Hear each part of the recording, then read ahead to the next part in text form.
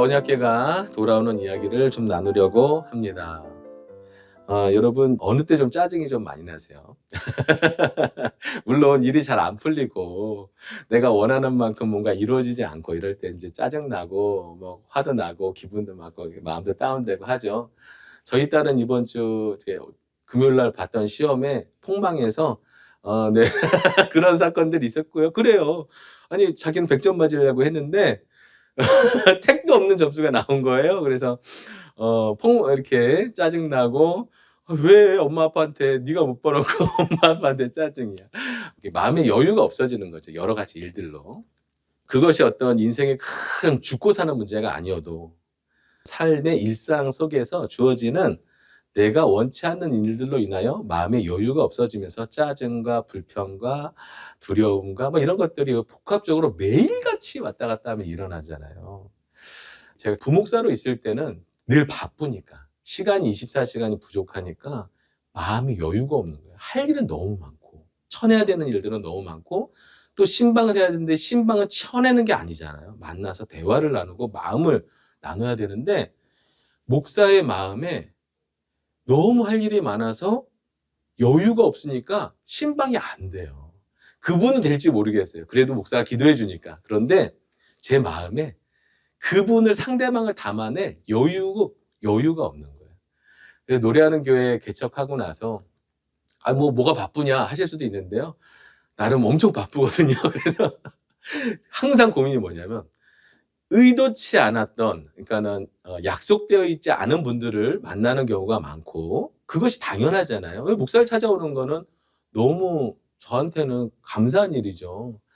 그런데 일이 너무 많아서 또 할 일 속에 있으면요. 오는 것도 반갑지 않을 수 있어요. 그래서 아내랑 늘 얘기하는 건 뭐냐면 우리의 삶의 10%는 누가 오시든지 누구를 만나든지 어떤 일이 생기든지 그분을 만나고 마음의 여유가 담아낼 수 있는 빈 그릇으로 우리는 이 10%를 꽉 100%를 채우고 120%를 막 살아내려고 애쓰는데 그렇게 살아도 힘든 삶이잖아요. 그런데 또 어느 때는 우리가 누군가를 선대하고 누군가에게 완악해지지 않고 강팍해지지 않고 이렇게 짜증나지 않고 이렇게 좋은 관계를 맺어갈 수 있는 것은요.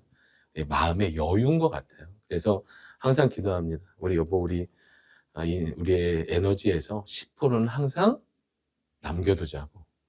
우리의 루틴과 이런 삶을 잘 조절해서 하나님 오늘 누구를 만나시든지 그게 짜증이 아니라 불편함이 아니라 좋은 만남이 될 수 있도록 그런 좀 목표를 가지고 마음이 짜증나고 완악해지지 않기 위해서 좀 살아내려고 애쓰고 있습니다. 오늘 이렇게 서두를 시작했는데요.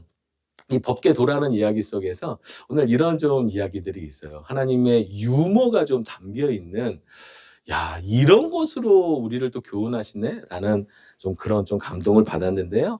여호와의 법궤가 7달 동안 블레셋 지역에 머물게 되었잖아요.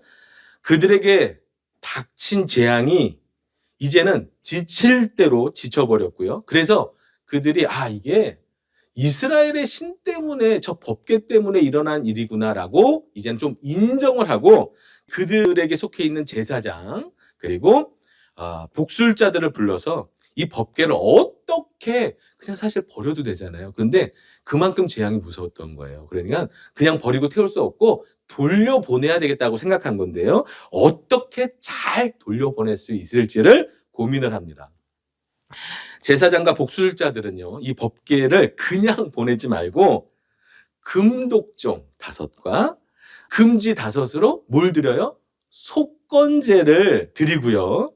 그리고 법궤와 함께 금 형상으로 된 제물들을 쇠술에 태워서 그 암소 2마리가 끌게 해서 이스라엘로 보내면 이게 하나님이 내리신 재앙인지 아니면 우연히 일어난 일인지를 한번 확인하자고 이렇게 묘수를 내었죠. 오늘 이 이야기 속에서요. 저희가 어떠한 태도로 또 믿음의 삶을 살아가야 되는지 이 블레셋 방백들의 회의 보면서요, 우리의 삶에 또 교훈되기를 소망합니다. 자, 한 절 한 절씩 좀 살펴볼 건데요. 지난주 피드백 중에 제가 너무 행복했던 피드백이 있어요. 와, 우리 집사님, 이렇게 말씀이 들려진다라는 얘기 때문에 조금 너무 꼼꼼하게 살펴봐서 불편할 수도 있지만 정말 이게 중요한 거 아닌가요? 말씀이 이해되고 들려지고 보인다라는 건 정말 이거 축복이죠. 예. 오늘도 말씀을 좀 하나하나 보기를 원합니다. 자, 1절, 2절 읽어볼까요? 시작.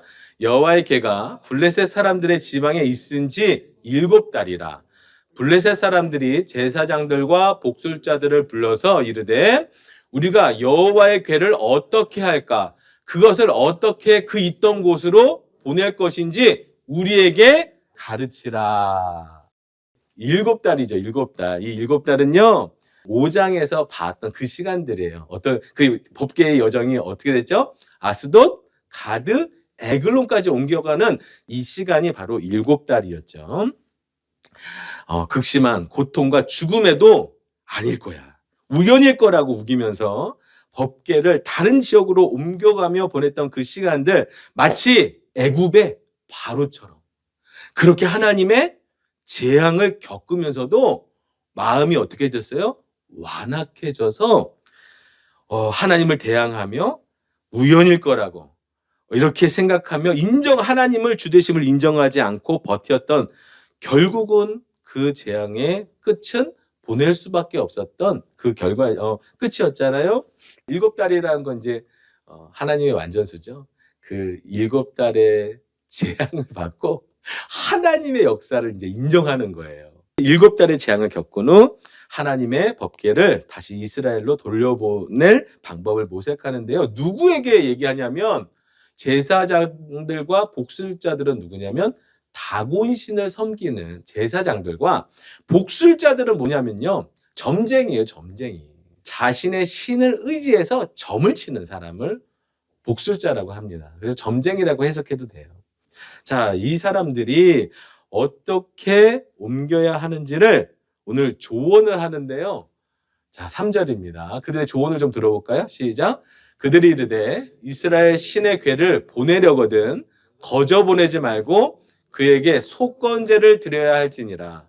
그리하면 병도 낫고 그의 손을 너희에게서 옮기지 아니하는 이유도 알리라 하니. 아멘. 핵심 단어가 뭔가요? 딱 보이시죠? 속건제예요, 속건제. 이스라엘에게도 속건제가 있죠. 자, 속건제는 레위기 5장, 6장에 걸쳐서 나오거든요. 그러니까 하나님의 성물에 대하여 훼손한 자. 그런데 일부러가 아니고, 일부러 한 사람은 돌에 맞아 죽습니다. 부지 중에 실수로 의도가 없는 상황에서 하나님의 거룩한 성물들이나 어떤 이런 기구들을 망가뜨리거나 더럽힌 자, 그리고 율법을 좀 부지 중에 어긴 자, 이렇게 5분의 1을 더해서 그것을 갚고요, 순양으로 속건 제사를 드림으로 완전히 정결케 되는 의식이 속건제예요. 근데 성물만 그러느냐? 그렇지 않고요. 사실 배상 제도라고 이해하시면 되는데요. 속였거나 빼앗았거나 도둑질했거나 이렇게 욕심에 의해서 남의 것을 주었는데 안 돌려주거나 이렇게 되었던 것에 대해서 5분의 1을 더해서 갚고요. 그리고 하나님 앞에 나아가서 속건제, 제사를 드리는 거예요. 그런데 5분의 1을 더해서 갚는 것도 크지만 이 순양을 드려야 되기 때문에 굉장히 크죠. 네, 순양으로 그 제사에 임해서 성결케 돼야 됩니다. 이게 속건제예요. 그러니까 배상제도예요. 배상제도. 배상제도가 포함된 하나님의 제사거든요. 블레셋에도 속건제가 있었을까요? 네. 이스라엘과는 다르지만, 방식은 다르지만 신이 있는, 신에게 하는 어떤 그 형식들은 비슷하죠. 그래서 그들이 꺼내놓은 기준은 좀 달라요. 이스라엘의 기준과 속건제의 기준이 다르지만 배상하라는 거예요. 법계의 거룩함을 훼손했으니까 영광이 실추된 거에 대하여, 그 거룩을 훼손한 거에 대해서 우리가 배상해야 된다. 제사장과 복술자들이 조언을 한 거죠. 자, 제물의 내용을 좀 봐야죠. 4절 5절 제문의 내용과 방법을 좀 읽어보겠습니다. 시작. 그들이 이르되 무엇으로 그에게 드릴 속건제를 삼을까 하니 이르되 블레셋 사람의 방백의 수요대로 금독종 5과 금쥐 5마리야 하리니 너희와 너희 통치자에게 내린 재앙이 같음이니라. 그러므로 너희는 너희의 독한 종기의 형상을 땅을 해롭게 하는 주의 형상을 만들어 이스라엘 신께 영광을 돌리라. 그가 혹 그의 손을 너희와 너희의 신들과 너희 땅에서 가볍게 하실까 하노라. 아멘. 자, 제물 2가지가 나왔습니다. 독종과 쥐인데요. 무엇으로 만들어야 하냐면 금으로 만들어야 되는 거예요. 배상이니까. 하나님이 재앙을 내리셨던 그 형상대로 다시 금으로 돌려드리는 배상의 속건제를 드리는 것이 좋겠다. 이렇게 의견을 내는 것이죠. 방백의 우두머리 5 도시의 왕들의 수요대로 금독종 5과 쥐의 형상.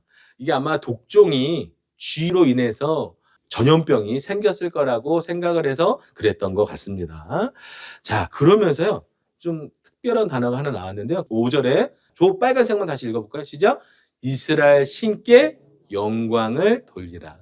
속건제로 우리 잘못했습니다. 이렇게 이제 제사를 드리면서 이스라엘 신께 영광을 돌리래요. 지금 여기 어느 땅이에요? 블레셋이에요. 그리고 그들의 최고의 신은 누구예요? 다곤입니다. 그런데 이스라엘 신께 영광을 돌리라고 누가 말하냐면 다곤을 섬기는 제사장들과 복술자들에서 입에서 나온 이야기예요. 이런 아이러니가 있을까요? 사무엘상 4장에서는요. 기억하시나요? 이가봇. 이가봇 뭐죠? 하나님의 영광이 어디 있느냐 라고 했던 그 이스라엘의 현실 속에서 하나님이 영광을 어디서 회복하세요? 블레셋에서. 다곤을 섬기는 이방 제사장들을 통해서 하나님의 영광을 회복하시는 거예요. 블레셋에서 하나님의 영광이 드러납니다. 자, 그런데 오늘 사실 제가 제일 주목하고 싶은 거는요. 이 제사장들과 복술자들이 점쟁이들이 덧붙였던 조언이에요. 정말 진심 어린 조언을 하는데요. 6절 읽어보겠습니다. 시작. 애굽인과 바로가 그들의 마음을 완악하게 한 것 같이 어찌하여 너희가 너희의 마음을 완악하게 하겠느냐. 그가 그들 중에서 재앙을 내린 후에 그들이 백성을 가게 함으로 백성이 떠나지 아니하였느냐 라고 말하고 있어요. 자, 지금 무엇을 소환했냐면 그 과거 이집트에서 이스라엘 백성들이 노예로 살 때 하나님께서 바로를 열장으로 치시고 출애굽시키셨던 그 사건들을 이야기하는데 바로의 마음이 그때 어땠죠? 완악해졌다라고 성경의 출애굽기를 보면요. 계속 쓰여있는 단어가 완악이에요. 하나님께서 바로의 마음을 완악하게 하셨다. 바로가 완악해져서 이스라엘 백성 보내지 않았다. 이렇게 나오는 단어가 완악인데요. 지금 제사장들과 복수자들이 그 단어를 지금 쓰고 있는 거예요. 자, 방법을 가지고 이렇게 하면 이 재앙이 멈출 거야 라고 이야기하는데 조언을 첨부해요. 그 조언이 뭐냐면 그 과거 바로가 완악하게 했던 것처럼 그렇게 완악하게 고집 부리지 말고 이 재앙 앞에서 하나님이 하신 것을 인정하고 빨리 약계를 돌려보내라고 말하고 있는 거예요. 제가 좀 친절하게, 제가 친절하잖아요. 죄송해요. 좀 딴 얘기인데 자랑 하나. 저희 아들이 이제 어저께 기도 제목을 막 적다가 이런 기도 제목을 하나 넣었어요. 목사님과 같이 착한 사람이 되게 해주세요. 죄송합니다. 네. 그래서 아빠로서 기분은 좋더라고요.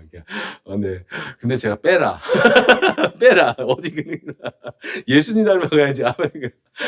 그래서 뺐습니다. 자, 세번역을 제가 제공해드리는 이 친절함. 네. 함께 읽어볼까요? 세번역에는 어떻게 표현하고 있는지. 시작.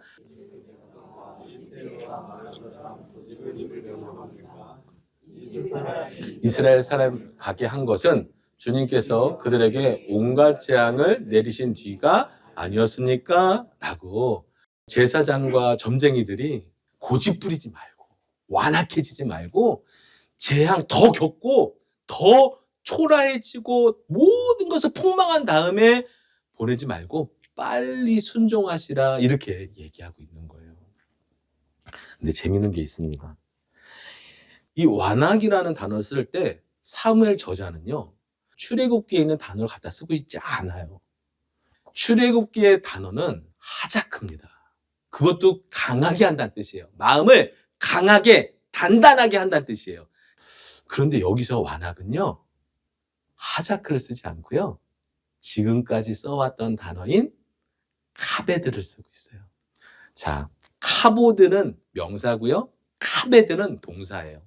카보드는요, 무거움. 카베드는 동사, 무겁다, 강하다, 단단하다, 딱딱하다. 지금 여태까지요, 이 사무엘서 저자는요, 이 카보드와 카베드로 말씀을 이어가고 있는데요. 어떻게 카베드가 이전에 쓰였나요? 엘리의 두 아들이 하나님을 카베드하지 않아서 하나님도 그들을 카베드하지 않으셨죠. 그래서요, 카보드가 떠났어요. 그리고 엘리와 그의 아들들은요, 살찌웠죠. 카베드했죠. 엘리는 나중에 못 부려 죽을 때 비대하다, 카베드해져서 죽었죠. 지금 이 완악하게 하다가 카베드예요. 사무엘서 저자는요, 계속해서 하나님에 대한 태도 중에, 믿음의 태도 중에 가장 중요한 게 무엇인지를 우리에게 계속해서 반복해서 말씀하고 있는데요. 하나님을 존중히 여기는 마음, 하나님을 내 인생에 가장 그분을 무게를 두는 마음, 그분이 내 인생에 가장 중요한 분이라는 것을 고백하며 그렇게 살아가는 태도를 오늘 계속해서 교훈하고 있는 거죠. 하나님을 존중하지 않는 태도 속에서 나오는 태도가 뭐예요? 완악함이라는 거예요. 나는 하나님을 경외하는데, 나는 하나님을 예배하는데, 하나님을 찬양도 하고 기도도 하는데 여전히 내 마음의 어느 한 구석이나 내 마음의 정서의 감정의 비중이 내가 그 비중을 더 가져가면 내가 어느 순간 카베드, 완악해질 수 있다고 경고하고 있는 거예요. 그 완악해진 마음이 나를 살찌울 수도 있고요. 그 완악해지는 마음이 내가 비대해질 수도 있고요. 영적으로 둔해지며 그리고 하나님의 영광이 떠나는 일들이 생길 수 있음을 경고하고 있는 것이죠. 우리가 오늘 믿음의 사람으로 하나님의 자녀로 우리가 이렇게 완악해지지 않고 살아갈 수 있는 우리가 할 수 있는 노력은 어떤 것이 있을까요? 하나님을 내 삶의 무게중심에 두는 삶에서의 결과는 뭐냐면 하나밖에 없어요. 순종입니다. 순종. 순종하거나 순종하지 않거나죠. 중간이 없죠. 보내든지 보내지 않든지, 속건제를 드리든지 안 드리든지, 중간이 어디 있어요, 하나님 앞에. 그래서 믿음의 사람들은요, 하나님을 카베드하는 사람들은 늘 어떤 것 때문에 고민하냐면 내 마음과 하나님의 뜻 사이에서 늘 고민하며 그것을 가지고 기도의 자리로 나아가는 거죠.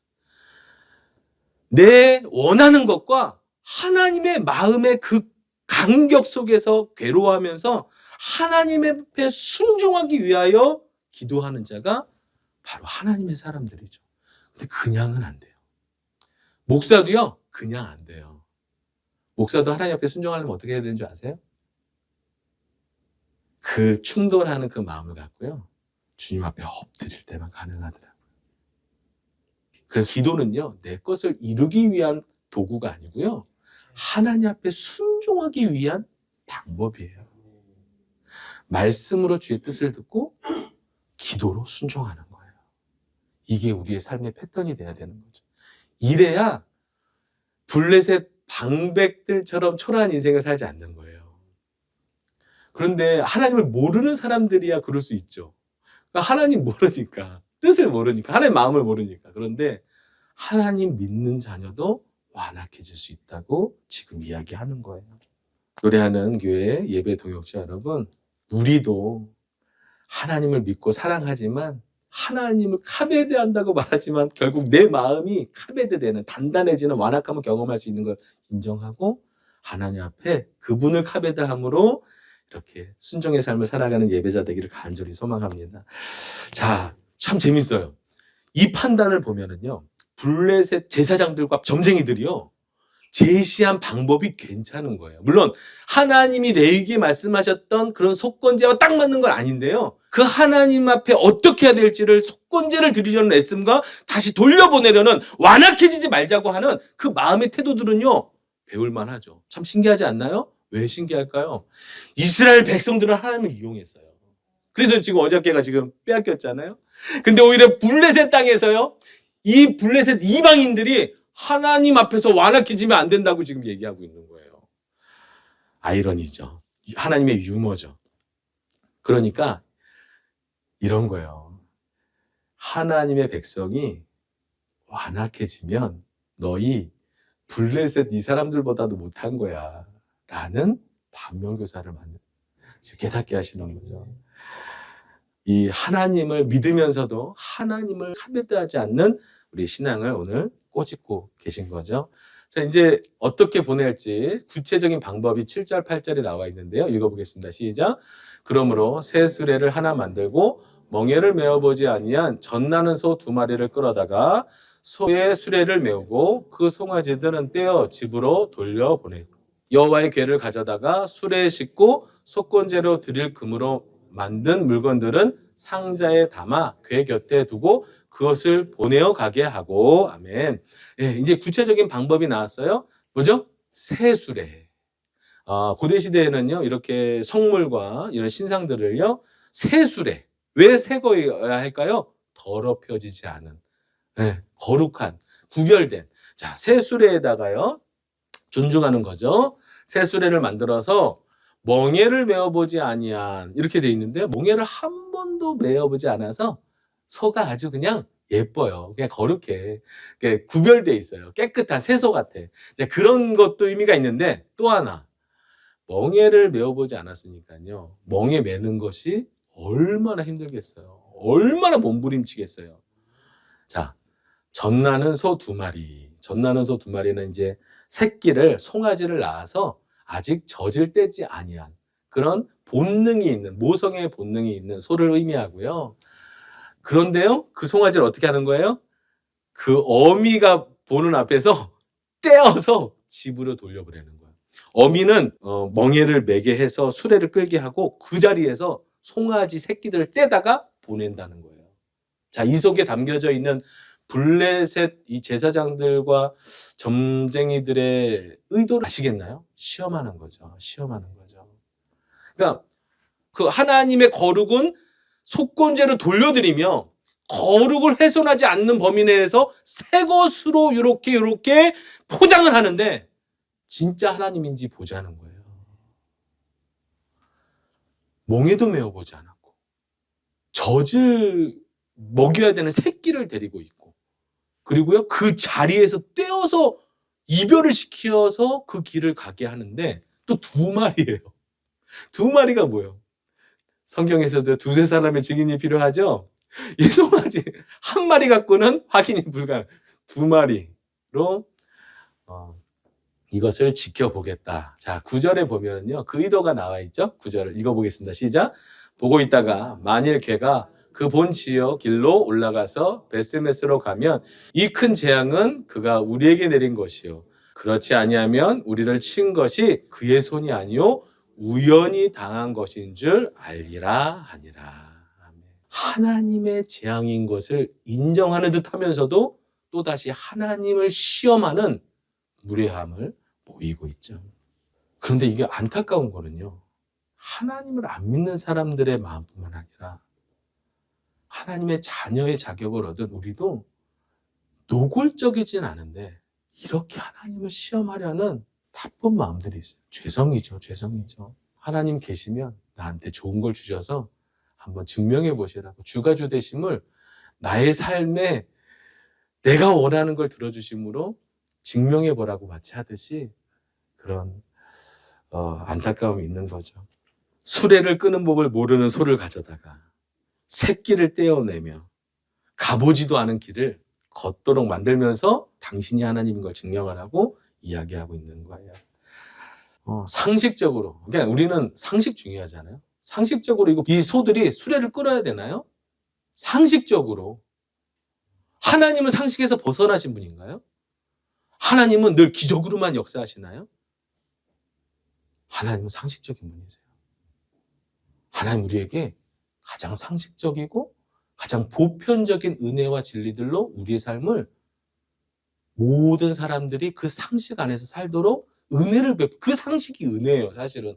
그 상식이 예측이 가능하니까 우리가 열심히 노력도 하고 계획도 세우면서 그 상식의 섭리 안에서 살아가는데 특별하게 하나님께서 은혜를 베푸실 때도 있죠. 그거는 하나님의 뜻에 있는 거예요. 그런데요, 이 소들이 어떻게 하는지 마지막 좀 읽어볼까요? 그 사람들이 그같이 하여 젖나는 소 둘을 끌어다가 수레를 메우고 송아지들은 집에 가두고 여호와의 계와 및 금지와 그들의 독종의 형상을 담은 상자를 수레 위에 실으니 암소가 벳세메스 길로 바로 향하여 대로로 가며 갈 때 울고 좌우로 치우치지 아니하였고 블레셋 방백들은 벳세메스 경계선까지 따라가니라. 아멘. 금으로 낸 독종과 쥐를 상자에 실어서 담고 그 옆에 언약궤를 두고요, 이 암소 2마리로 끌게 하죠.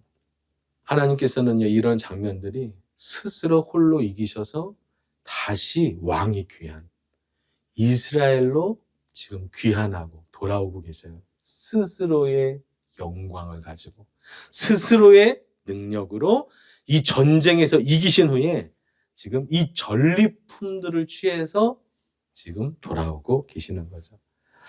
자, 이 소들이 본능대로 했으면요, 이스라엘로 가면 안 되죠. 벳세메스로 향하면 안 되죠. 근데요, 하나님께서요, 그렇게까지 역사하셔서 당신의 영광을 드러내시는 거예요. 성경의 저자의 의도가 또 여기 또 담겨 있습니다. 아까는 하나님을 카베드하지 않아서 지금 여기까지 왔잖아요. 블레셋보다도 못한 결정을 하는 사람들처럼 지금 꼬집고 계시잖아요. 근데요, 오늘 암소를 보면요, 어쩔 때는 암소보다도 못한 거예요. 지금 그 2가지로 하나님께서 우리를 꼬집고 계신 거죠. 이게 다 카베드의 태도죠. 그럼 하나님을 존중히 여기는 삶은 어떤 거예요? 내가 가능한 하나님 말씀과 뜻 앞에 완악해지지 않으려는, 고집부리지 않으려는 그 태도.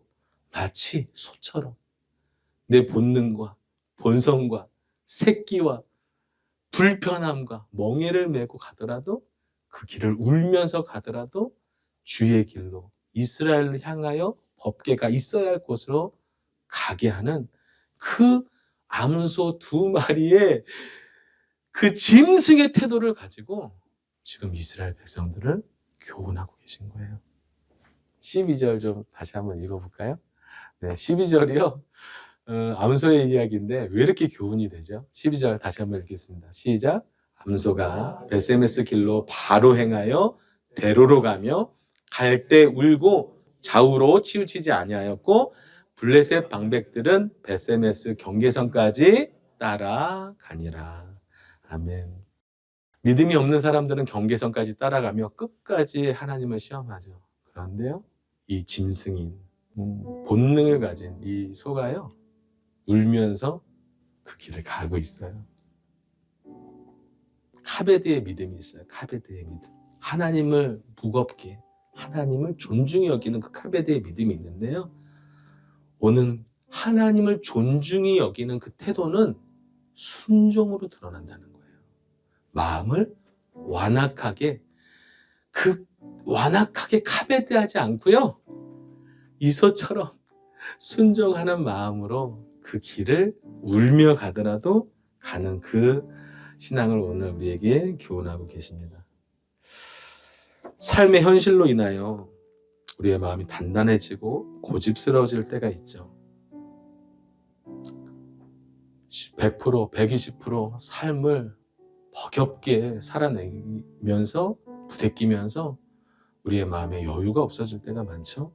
근데 하나님 오늘도 말씀으로, 복음으로, 사랑으로 우리의 마음을 녹여내시길 바라세요. 이게 카베드예요. 하나님을 존중히 여기는 사람의 태도, 바로 순종인 거죠. 하나님을 존중히 여기는 태도는요, 사실은 완벽한 삶은 아니에요. 그냥 그 하나님 마음이 어떠실지를 헤아리는 삶이죠. 우리에게 좋은 거 주고 싶지 않으실까요? 그런데 이 삶에, 이 세상에 죄가 많고 우리를 방해하는 영적인 세력들이 많아서 하나님 뜻이 잘 이루어지지 않죠. 더딘 것 같아요. 그럼에도 불구하고 하나님 반드시 주가 주되심을 드러내시며 당신의 구별된 거룩한 백성을 통해서 오늘도 하나님의 뜻을 이루어 가시는 분인 줄 믿습니다. 오늘 우리 하나님만 다시 한번 카베드 하기를 소망합니다. 우리 마음이 카베드 되지 않고 순종하는 마음으로 그 말씀을 받아내며 하나님의 마음을 우리의 마음으로 채워가는 복된 인생 되기를 소망합니다. 우리 함께 결단 찬양하실 텐데요. 오늘 주가 주 되심을 그래서 결정했습니다. 완악한 세상에서 그 세상에서도 불구하고 주가 주 되심을 우리의 거룩함으로 드러내는 복된 하나님의 자녀가 되기를 소망합니다.